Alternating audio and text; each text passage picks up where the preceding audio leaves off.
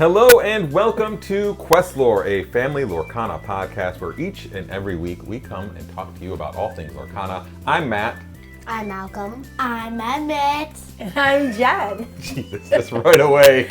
Let's start with creepiness at like a level 8. Thanks, Emmett. Always glad to just get that going right off the bat. All right, so welcome. We are getting closer and closer to Christmas, which means time is crunching close Happy together. holidays. As we get closer to the Christmas and closer to end of the year, and closer to like how many more times we'll get to play Lorcana this year. So forgive us while we're late for the next couple weeks as we have Christmas-tivities to complete, to do, to celebrate. We got distracted baking lots of Christmas cookies on Thursday and Friday and Saturday, and then yesterday on our, 7th batch of cookies, I said, hey, we forgot to do our podcast. And Dad's like, oh, yes, we did. I guess we got to do that tomorrow morning. Yeah. So we're recording now, Sunday morning. We've got 2 more batches of cookies to finish up. Yep. One's half done. The other one is Spritz cookies, which requires complicated machinery that I don't know how to operate. So Not complicated. He just doesn't want to learn how to use it. look, it's this weird metal tube with dies that don't make sense to produce the shapes they produce. So to me, that's complicated. It's got springs and stuff inside of it, I think. It's a ratchet type thing. Yes. It scares me. I'm afraid it's going to turn me into a cookie. And I don't want to be a cookie. I want to be a dad that plays Lorcana. Yes. So I'm going to say that and not be a cookie. Can we just talk about our normal league already? That's rich. That's rich coming from you, Emmett. Yeah. Oh, all of a sudden, now you're concerned about staying on topic. Oh dear. How the tides have turned. Yes. All right, Emmett, Anyways. so let's talk about Weekly League then. You all 3 played twice. So how about I go first, since I only played on Sunday, since I had to work Wednesday night. I'm still playing my my Steel Song deck. And I did switch up a few things, though, kind of back to what I used to play, because I had been playing the Mickey Mouses, which I had never played before because we saw them in some other kind of winning decks. And I just didn't find that I liked them a lot. So I ended up going back to Robin Hood's, and, you know, he played true, and he found his target multiple times. So, remind me after we're done. I saw a new deck list of yours that I think you would like, right? Yeah? Because it brings back Cinderella, Big Cindy. Big Cindy, and Ariel. Oh, the big Ariel too? Yeah. I missed her. I liked having the big Ariel. Watching you play more now, I think it fits more your style. Okay. So we'll go over that later. Okay. Yes, because, now that he saw me beat him on Sunday, so. Well, yeah, I got to change it so that I can beat you easier. Oh, is that it? Yeah. Yes, because I did beat him 2-1. Like, we did go 1-1, didn't we? So, but I went 2-1. But it was funny because like the one match I won, my first match I won, I felt like I won because they were so afraid of the Big Cindy shift, which I didn't even have, that they were completely ignoring my Robin Hoods. And I was like, okay, go get rid of my Cindy instead of my Robin Hood with your Fire the Cannons, okay. And which I get, because Big Cindy is way scarier, especially when you're up in the 4 or 5 ink range. Well, it's also that the little Cindy can sing all those removal songs, right? Absolutely. So if they're playing, if they're playing Steel, they're almost not afraid of those small songs that Cindy can sing, except for Strength, right? Because you can't take out Calhoun or Smee with Strength or with Let the Storm Rage On. Right. And everything else is going to be able to survive that as well. So that's a hard decision to make. Oh, for Turn sure. 2 has become really difficult across the board. Because of the new Steel stuff of Calhoun, and then Smee is always there as well. Yes. It's really hard to figure out what to play on turn 2. Turn 2 has become really critical. See, I've got a dilemma too. Do I play my Daisy and my Maleficent, or do I play my Daisy and my Leela? Or do you play a Piglet? Like, right, yeah, it's rough. Because that happens to me too. It's sometimes I will have a Piglet and I will have like a Daisy and a Robin Hood, or Robin Hood and a Cinderella. Like, who do I ink? Who do I play? Right, and It is really hard to decide sometimes. And we'll talk a little bit about that after we get through weekly play about mulliganing. It's probably the most important step you can do. It's the most important piece probably of the process right now.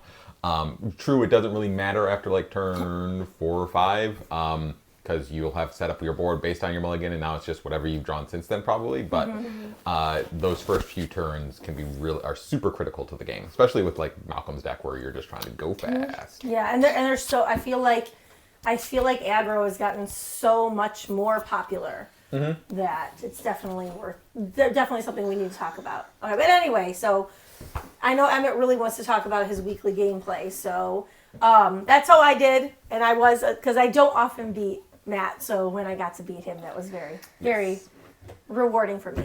Emmett, how did you do on Sunday, and then how did you do on Wednesday? So on Sunday, my first match, I don't know who it was against, but I went 2-0. Nice. My second game, I went 1-2, and the person I was playing, once we finished all 3 rounds, he was just like, hey, do you want to do a pack list? I made some homemade packs. I was just like, oh, that sounds cool. So he did. Want to know what I got in my opening hand for the pack list? Sure. Both of my legendaries. Oh, no. And you want to know what they were? Huh. Piglets. Oh. And what's his name? Oh, Piglet and what's his name? But anyway. Piglet and that one green legendary from set 1. The Beast?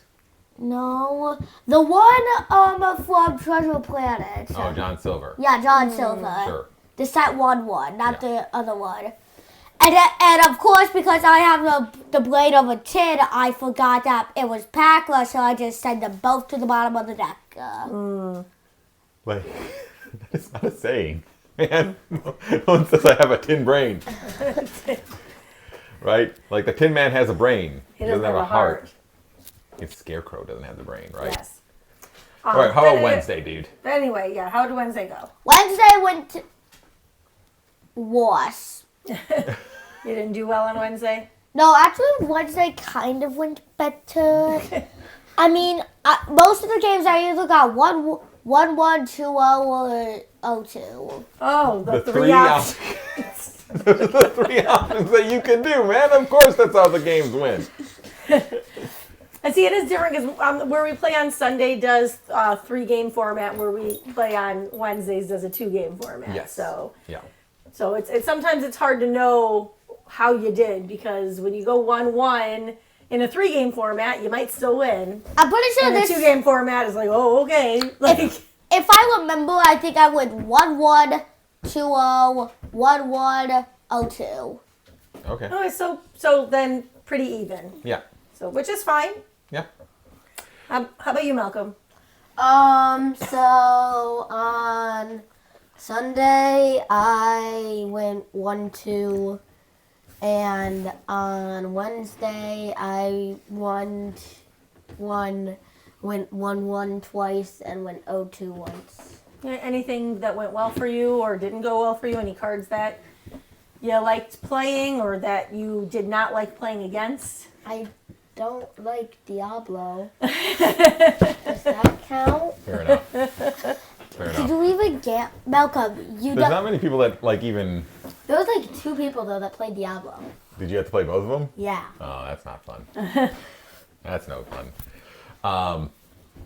Yeah. So and then for myself on Sunday, I went 1-2 playing Amethyst Steel. I think after much playtesting, unless I can sing it, I like Steel Song, but if I can't sing with Steel, I don't think I like it a ton. It's just not as fun. I prefer the Ruby removal versus the Steel removal. So 1-2 on Sunday, and then on Wednesday, I was able to win the whole thing. I think I went 1-1 my first round, and then 2-0 the rest of the time. Nice. So I was able to come out on top of that one. So that was fun. That was over to Emerald Amethyst, which can be a fun deck. And if you can get a strong start with that deck, then you can really control the game. But if you fall behind, it's really hard to come back. So that's kind of the double-edged sword there, I think. It's harder to come back with Emerald Amethyst. It's easier to either take control of the game or come back with Ruby Amethyst between the two of them. So that was this week's in play. From a news perspective from Lorcana, we did have the European Championships finish up last weekend. What deck won? So the winning deck was Ruby Amethyst. I'm basically- not. Well, we haven't seen a ton of that come back. So well, prepared to see it everywhere. Yeah, I know, right? Because It's now gonna be it's won the everywhere. European Championship, so it will be everywhere as far as the eye can see. Second place was Emerald Amethyst, which isn't too surprising coming from Europe. For some reason in Europe, Emerald Amethyst is a super popular deck. Everybody loves Emerald Amethyst in Europe.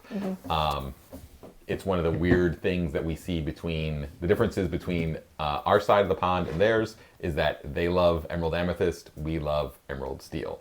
I guess that just means we're meaner people over here. 'Cause we don't want you to play at all. We want you to lose all your cards and then shoot your characters with steel. That is the American way. Over there, they just want to bounce things. And I like bouncing things too. That seems much more fun to me. So Matt, a European confirmed. So that was the winning list, was a Ruby Amethyst list. You can find that over on Dreamborn or on Inkdex. You can see lots of discussion on that list. Basically, it was a pretty stock list. There wasn't anything too spicy. The new stuff that Ruby Amethyst is running is 4 genies, and then a couple of bells are being thrown in there now too, because genie is hard to get rid of in one shot. So people will go and hit their genie, be like genie on genie violence. Like, fine, I'll do 2 damage to your genie. Well, then the next turn, I'll play Bell, and I'll move 2 damage from my genie over to yours and just kill your genie. Right. So that's kind of what the tech seemed to be for the day. And it worked out for that player. He won. He's definitely going to Worlds as well as the other top 8 from there. We also found out that there will be another DLC in Australia. in Australia. Which these kids immediately are like, oh, let's just go to Australia, as if that's a super easy flight. But Australia has like my favorite YouTuber ever. Oh. And okay. That's not a reason to But go to Australia. Emmett. Okay. Do you know every human in the state of Michigan? Now. Do you know every human even in like the Midwest area of the United States? Then why would you expect to meet this one YouTuber if we went to Australia? Because I know what he looks like. Okay, you know what he looks like. Good. Number one, I don't know where your YouTuber from Australia lives. His name's on one's out. That's great. That doesn't tell us where he lives. Yeah, I don't know what city he lives in. I'm not even sure what city that the DLC is in, because I haven't looked at it because we're not going to Australia. No. So I just, Australia is getting one. Now, what they are doing though is that since it's going to be before Worlds, and they're not going to have like a continental championship just for Australia, the top 2 from there get invites to Worlds. So when we were looking at who's been invited, who's going to get an invite to Worlds, like based on the European and Continental winners, European Continental and then North American Continental, and then the DLC winners get invited. They were up to 26. You add the 2 from Australia, you'll be up to 28. They probably want to get up to the 32 number because then you have an even number to do a tournament. There are 2 regions that they could also have DLCs in. People are expecting them to announce ones for China and Japan. And then the top 2 from each of those go as well to make it up to an even 32. So wouldn't be surprised if we see from that pretty soon. They also did announce like the new playmats for the next set. Okay. So it will be the Tigger from this set, like the Pirate Tigger. Cool. And then the card art from the We Could Be Immortal. Oh, that's the big cool. Hero 6. We could be immortals. Yes. Yep, that's the song. Good work. You remember when we first introduced that card? And he's like, I've never heard of that song. Yeah. So that will be the 2 playmats. And then they will also be releasing kind of a new gift pack type thing where it's like you get a deck box and in it will be 5 random packs from different sets. Oh, that's cool. I think at least 2 through 7. That would be fun to do a limited. with, because Yeah. then you don't know who's getting Yeah, what. sure. You can just buy that and just do But- 5 packs instead of 6. That'd be an interesting. That thing. would be a fun sealed. It also comes with an alternative artwork for the Lilo escape artist from this set. The 2 cost 1, 2 that you can bring back from the discard. So it's going to be a completely Don't you mean Zombie Zombie Lilo? Lilo? yes, zombie Lilo. So it will be a special edition artwork. So it's not going to be the same artwork, but like a special foiling like they normally do. It'd be like almost like a semi-enchanted type artwork. Cool. So that will be something that's there. And so that would be cool then, because then you could play with that. Yes, yes. People are like, and since that is a card that sees some play, like these deck box things might be harder to get because people will be after that specific card to put in their deck because they like to bling out their decks. Yes, they do. Yep. You got something to add, Malcolm? No. Okay. Looked like you wanted to say something. It's okay. All right. Can we go to my question that I had for the 3 of you? Sure. What's your question, man? Are you guys ready for my exciting Lorcana trivia next week? Just so you know, no sex, only set 1 to 5. Okay, so apparently Emmett has created Lorcana trivia. And apparently, because news has been slow, we're going to attempt it on next week's episode. Some of it. He made a lot. He made a lot. He made a lot. We're gonna try some of it next week. Some questions. See how it goes. So if you are interested in Lorcana trivia, please And if you know tune in next week and we'll see how it goes. And if you're good at sets 1 to 5, then you might be good at this. You might be good at this. Yeah. Or if you just, are interested in the general chaos that is things that come out of Emmett's brain, That could be good too. So we'll do that next week, unless there happens to be a bevy of news. So Ravensburger, if you're listening, you can save us. You have the power. So this week, I alluded to earlier, I want to talk a little bit about mulliganing and kind of how we look at that, right? Because I was playing Malcolm on Wednesday, right? And after like the first turn, he was like, I ran out of ink. Okay. The reason I did that, and the main reason was, I didn't get a 1-drop in my opening hand. Sure. And I needed a 1-drop. Sure. Or else my deck is ruined. So and you everything mulliganed else was a everything? bunch of inkables or like 4 and 5 costs. Yes, I know. So it was just a really bad hand and a really bad draw. Okay. Fair enough. So typically when we talk about doing the mulligan, right? So, or you alter your hand, I believe is the official Lorcana term, that you're going to alter your hand. Right, you draw your 7 cards, and then you choose up to 7 cards to send back and draw the next couple of cards, however many you send back. And then you shuffle your deck and you have your new 7 cards. So it really allows you to kind of try to shape your hand the way you want it. There are times where the most basic rule that you want to follow is having a curve. Something you can play on turns 1, 2, 3, 4, right? And then your next cards you should consider as almost you're not going to play them because there's a good chance that those are going to be ink, right? Because you're only going to draw 1 card per turn, and you have to turn probably 4 of your cards that you're going to draw that you're going to have over the next 4 turns are going to turn into ink. And you can't guarantee that the cards you're going to draw are ink. Malcolm runs a really high uninkable deck. There are a lot of uninkables in his deck because really he doesn't often need to get past 3 or 4 ink. Would be almost the maximum to win, right? And even if he does go past turn 5, whatever he draws, he's probably going to have enough ink to play, right? So we've also talked about like just trying to stay on curve, and then just stick with that. Always look for your curve. But that's not necessarily what you want to do all the time. That's been true for the last several sets. Now you kind of have to think about what you are playing against and how you are going to draw. We've talked a lot about new player, but this is kind of the next step, right? So after you've gone, okay, I'm looking for curve. Next it's, okay, what are my really powerful stuff and what am I playing against? If you know, for example, if you know you're playing against an Emerald player, you probably want to send back any songs. If you have songs in your deck, you want to send them back. So that's particularly tricky for Jen because she has a lot of songs. So even if I say not only Emerald, but I feel like also,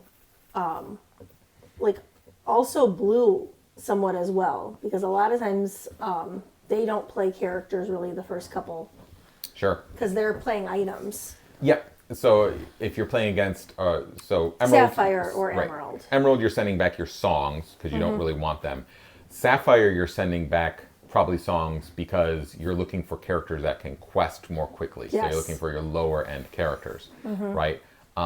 If you are playing against a Ruby deck, then you probably want something that will destroy a Flynn early, right? If you're playing against an Emerald deck, you also probably want something that will destroy a Diablo early. Yes, so you want to keep those. You're hoping to get that, something that will.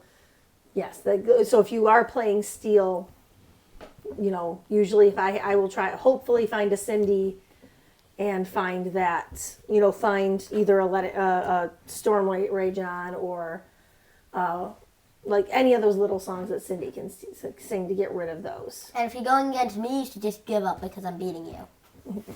Okay, there you go. But see, here's the thing though. You say against Amethyst, get rid of songs, I but said, no, not against that Emerald. oh, Emerald. That's right. I'm sorry. Right. Yes. So Emerald and Sapphire is usually when I'll send back my songs, and I'll look more for Early characters, yeah. That's when I will send back Cindy's and look for Robin Hoods, because I want to get that early, 2 quests are out in turn 3. I want to look for my piglets. I want to look for those things. Yeah. If you're going up against steel, then you probably want your bigger bodies on board first, because they will shoot down anything that's small. If you're going up against amethyst, there's not really a great strategy there, because they're just going to draw cards. Yes. So maybe look for a whole new world. Yes.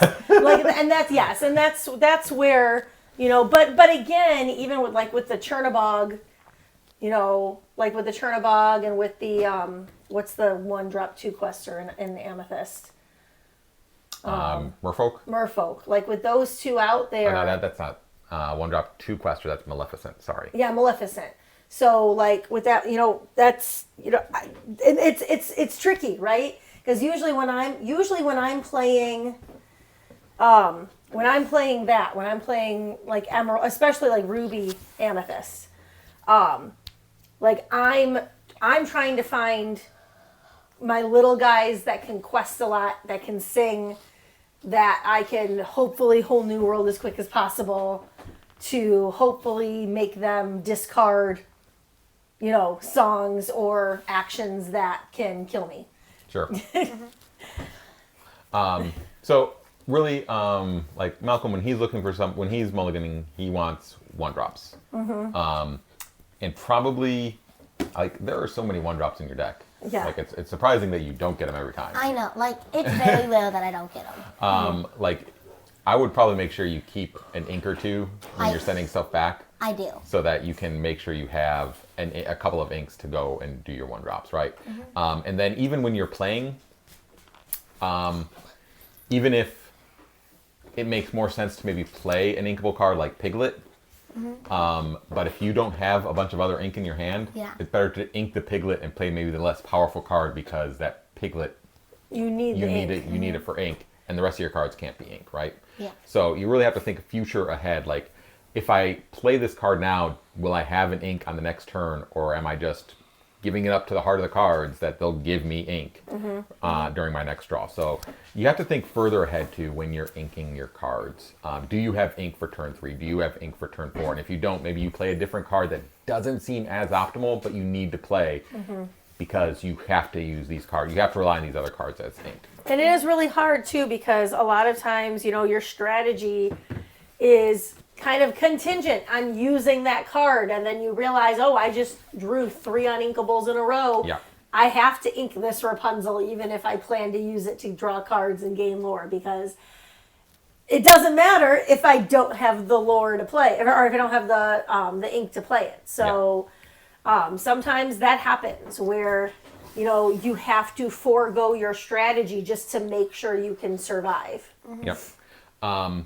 So I know for me and Emmett a little bit, there are 2 different things that we kind of have to do. Like, Emmett, your 2 1-drops in your deck are Mulan and Daisy, right? And I have 8. I believe so. You have 4 and 4. 4 for each. If you are playing against Steel, you probably do not want to throw Mulan out there, because she enters with 2 damage and they're just going to shoot her. I usually always pick Daisy. Right. If you have her, yes. Like in my first opening can before my mulligan, if I have both a Mulan and a Daisy. You'll ink the Mulan?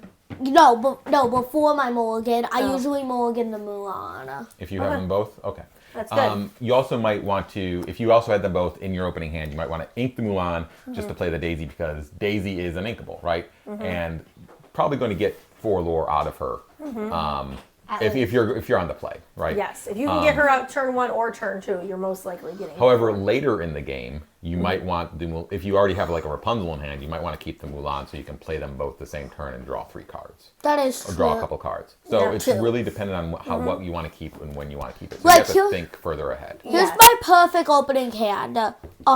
Daisy. Who's the 2 drop? 4 daisies, is that your problem? No, not 4 Daisies. Because that's how you beat me, is when you got 4 daisies. Like, Donald Duck has to go on a lot of dates. yeah, kind of 3 Daisies. A Gaston. Oh, yeah. No 4 drops. Yeah. See, I feel like Emmett doesn't have a questionable turn 2. If he gets that Gaston out, he's playing it. Gaston's turn 3. Oh, is it turn 3? Oh, okay. Never mind Gaston, and then turn 4, I play some sort of 6 drop. Yeah, which is crazy. Turn 5, I play like Mufasa or Simba. Yeah. Turn 6, I usually play Big Stitch. Sure. And then throughout that whole thing, I hope I get lucky and pull a Maleficent Dragon, so I can also use the Gaston to play Maleficent Dragon. Or, you could Mufasa the Maleficent Dragon and get to play it for free. Yeah. In fact, I did that on Sunday. Which is crazy to me. I think the one of the ones that had the biggest decision points is Ruby Amethyst because your two drops are snakes and Flynn's usually. Yep. If you are on the play, you choose Flynn. If you are on the draw, you choose snake. Oh, right? Okay. That's kind of how you do it because you need to take back control. So you pick the snake to take it back. You pick Flynn when you want to zoom ahead. What about your 1 drops? 1 drops are either Chernobog's followers or Maleficent. No. No? Nope. It's Magic Broom. Oh, To draw. For card draw. Right. To draw for cards. Both of So those get card draw. That's right, yeah, because you want to keep those other the high questing 1 drops for later if possible. yep. So I usually will play the Chernobog follower over the broom, just because if they play any type of 2 drop for their 1 cost, I can do 2 damage to I can take out Robin Hood. It prevents the Robin Hood from questing, whereas the Magic Broom doesn't. Yes. Right. So that's the choices there. So really, you have to think not only about can I have stuff I can play on each turn, like that is really really important, but also think about what you're playing against and what you need to defeat them. And if you don't know, then play the odds. Like what seems, but that really has to do with you knowing what's meta out there right now. Like what is everyone playing? So, for example, like when we just talked about, European Championship, was Ruby Amethyst. So I would expect in the next week or 2, you're going to see a lot of Ruby Amethyst if you're playing. So keep that in mind that if you have no idea what the opponent's playing, that maybe you should play as if that's probably happening. Now, obviously you don't know, but that's also why it's a good idea to keep an eye out around when you are done playing. If you're playing at a smaller card shop, walk around and see what everybody else is playing. That's what they're all doing. Yep. And I should mention, not only do we see a lot of Ruby Amethyst because it won, I believe 3 of the top 4 decks were Ruby Amethyst. Oh, okay. So... But we did also see some Steel Song. We also did see you will see a lot of Emerald Steel Song. A lot of Steel Song. Not a ton of Emerald Steel, but Emerald Steel isn't big in Europe. Oh, right. You will see a lot of Steel Song, and you will see a lot of Red Blue because that was the biggest represented. Oh, and you said it wasn't even a Steel Song. It was really it was more an aggro. That's the one we were watching right before. So today the Charlie Collectible show, like 10K. Is going on right now in Atlanta. So like one of the probably the biggest event this side of the pond, besides the DLC, is that event. And that was going on this morning, and we saw Brian DeCandio playing his Diggy Diggy Hole deck which relies on mines and the dwarves to kind of dig himself out of a hole. It's much more aggro style of Steel Song. It's not really Steel Song because you don't have the singers. It's right. It's not playing Gaston. Like my first ever deck in set 5. Something I don't even remember what that was. It's relying on that kind of stuff. So, anyways, that's kind of the thought process you want to go. Start. You're new. Just think about curve and just focus on that for a little bit. But when you want to move on to the next one, you want to start thinking about what resources you have to ink, what cards you need to have to play against other cards, because your mulligan is your best chance to find the cards you want to find. So think about what cards you need. For example, one thing that I do, like when you're really thinking about it, I need to find these cards. If I draw my first 7 cards, if I'm playing Ruby Amethyst, if I draw my first 7 cards and I got no 1-drop, and I got a snake, right? So I have a 2-drop technically, but technically I don't. Right. Because if I don't get a 1-drop, that snake is useless. Exactly. So I will send the snake back because you have you are dead to me, snake. Right. Unless I get a 1-drop. So you have to think about how you're going to fully use those cards, not just that it has the number 2 and number 3 on it. Think about how you're going to really use those cards. Yeah. Well, and that's it's frustrating for me too. Like if I get, let's say I get 3 songs in my opening hand, ideally, I want one song that Cindy can sing, and then a whole new world. And then hopefully I can get that played on turn 3 or turn 4 after, either after shifting my Robin Hood, play it turn 3, or after playing Ariel on turn 4, or my Prince and Naveen can sing it on turn 4 for free. Sure. So that's what I'm hoping for. But sometimes I'll get a whole bunch of songs and I don't get any 1-drops. And so, sometimes, if I see a strength, I might keep it for ink. Sure. Because I need to make sure I have something to ink just in case. Yep. And I'll throw everything else back. Sometimes I'll even throw a whole new world back, because if I don't have any 1 or 2 drops, if I don't have any 1-drops, or 2 drops at all, my game's over. Actually, with you, if I don't have someone that can sing a whole new world, Yes, I can't by throw it turn back. 4, throw it back. Yeah, absolutely. So. Because I need the 1 and 2 drops. So that's the thing, is I only keep my whole new world if I either have the Robin Hood shift, or I have my Ariel, or I have a Naveen in my hand, and then I will keep it. Otherwise, I have to get rid of it because I need the ink. Hi, Daisy.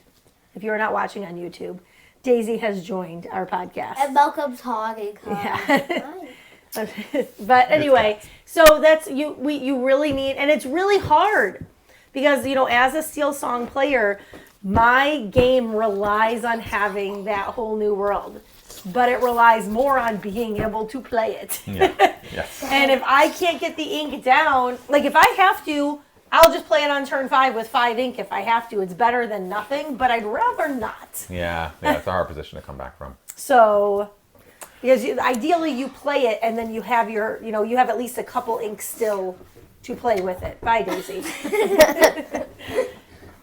Yep.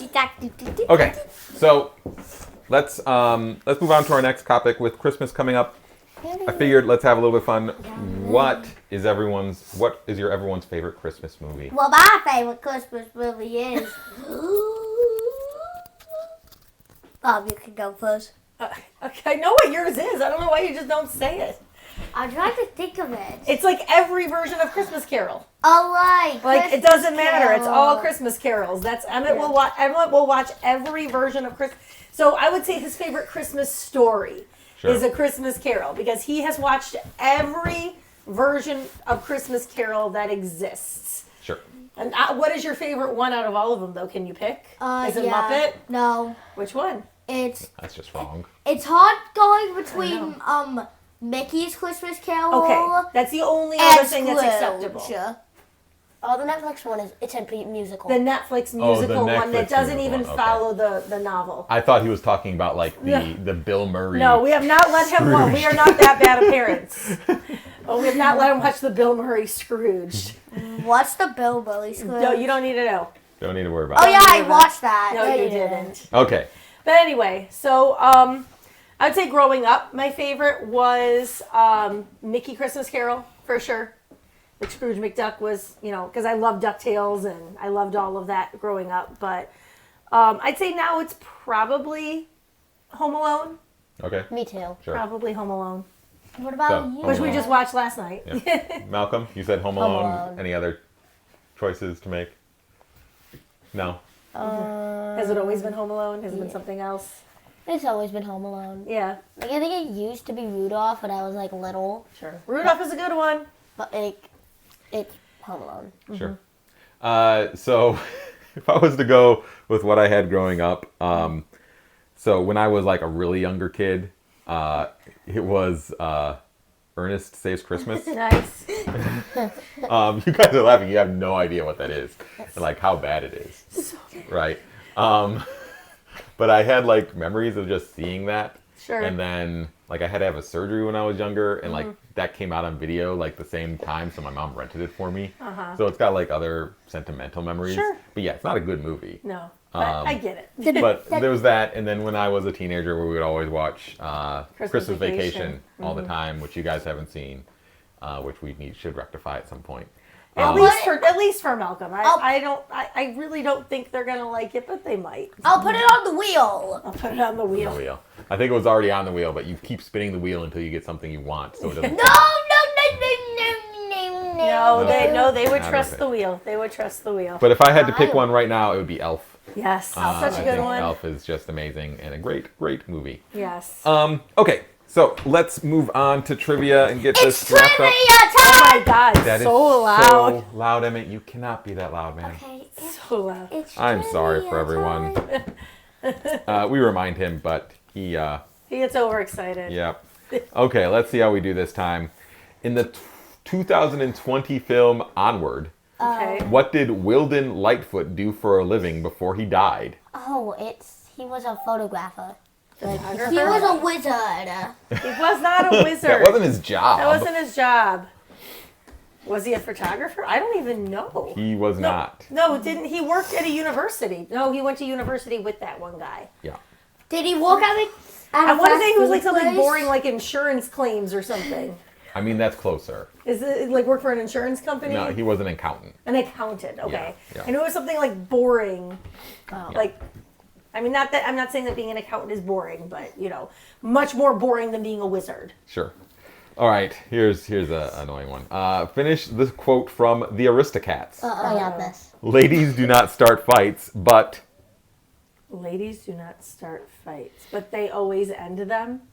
Close. It's close. It's they can finish them. They can finish them. Yeah. Okay. Who plays grown-up Aurora in the Maleficent franchise? Chris Pratt. Not Chris Pratt. I did not realize this was who it was. That she did this. Taylor Swift. Was it Anne Hathaway? No. Ariana No, she Grande. was like the White Queen or something in the Alice movies. Okay. Is it Ariana Grande? It is not Ariana Grande. Gosh. This is an actress you love, but isn't like super popular. You just love Elle her. Fanning. Yes. Okay. Because she's a great actress. Hey Yeah. guys, Emmett's fun fact. Did you know that Taylor? Like as soon as you said that, I remembered exactly who it was. I knew it was somebody blonde. Did you know that Taylor Swift's in the So- Relax movie? I did know that. Yes, I knew it was somebody who like is naturally blonde. So Yeah. like I could kind of picture them, but I couldn't quite see it. And then as soon as you said that, that's made me remember. All right. So I do love Elle Fanning. She's a great actress. Okay. What character sings the song "Stand Out" at the end of a Stand Goofy out movie? Yes. Oh, that would be the song. among the crowd, even when you gotta shout it out loud. Goofy. Actually, Stand Out is sang by Max in the movie. That's the song that Max sings at the school. And actually at the end of the movie it's Powerline singing Eye to Eye, not Stand Out. Stand Out is sang by Max. That's the most you have ever said. Good job. Is that correct? That is correct. Good It is job, Max, Malcolm. Goofy's son. Like Goofy said. They yes. had to clarify it on the card. They, Okay. okay, so wait a minute. This trivia game thinks that you're going to know all of the random fairies from the fairy movies, all of the random characters from all of the Disney Channel, like teen, tween movies, and have no clarifications there. But when it comes to a Goofy movie, which has some of the best musical bangers of all time, Yeah. they have to clarify a character. He was also the main character in an entire series. Like there's an entire series of Goof Troop. He's in 2 movies, multiple like minis for Christmas, right? But that they needed to clarify. Wow. Not They needed to clarify. But knowing what the dad in Onward's job was Yes. when he's dead for the entire film. And when he's in it, you only see his legs and feet. Yes. Next That question. they don't need to do any type of note on. Right. What about the next one? All right, this one's a Chippin. Who has a red nose? Chip or Dale? It's Dale. Oh, Dale. It's Dale, like 100%. It's Dale. It's Dale. Dale always has the red nose. Chip has the black nose, always. And that is something that I have known, like, since forever. I don't know. Yeah, it's Dale. But a lot of people don't realize the difference between them. Well, yeah, so. but anyone our age is going to know because we had Rescue Rangers. We did. Right? Like Chip Chip and Dale. Not Again, so so loud. You're going to hurt people's ears, and they don't want to listen to that. Emmett. Anyways, yeah, it's Dale. If you're our age, you'll have seen Rescue Rangers, right? Yes. And Emmett and Malcolm, we've exposed them to Rescue Rangers, so they'd know Chip and Dale. But otherwise, the only thing that you'll see Chip and Dale in these days the most in is like Kingdom Hearts, Sure. right? Where they show up to fix your gummy ship. Sure. 'Cause that's perfectly reasonable. Yeah. I'm going to trust my ship made of candy to squirrels. They're just gonna eat Chipmunks. it. I'm sorry, chipmunks. Yes. They will not eat my chip of candy. Anyways, that is our show for the week. Thank you, all 3 of you, for joining on me. And thank you to all of us for listening. You can find us on all major podcast platforms. For a video version, you can find us on YouTube. You can send any questions to QuestLoreQuestions at gmail.com. You can also find us on Instagram, the website formerly known as Twitter, Blue Sky, TikTok, where you can find the boys opening daily Advent calendar packs. We've got the Advent calendar up. We're more than halfway through. Now they've opened some really great stuff. I think the best thing they opened was probably a foil surfer stitch from set 1. Which was amazing. That's a really great card. But you can see all their openings as well as some Doorables on TikTok and Instagram. Our adorables are When coming we up catch ahead. up and remember to post things there. You can find us. You can send us messages, interact with us. Please subscribe wherever you are finding us at. Like, follow, whatever the terminology is. Feel free to leave comments, send us questions, whatever you want. Thank you so much again for listening to us. And until next time, have a great day. Think my team actually dragon full look.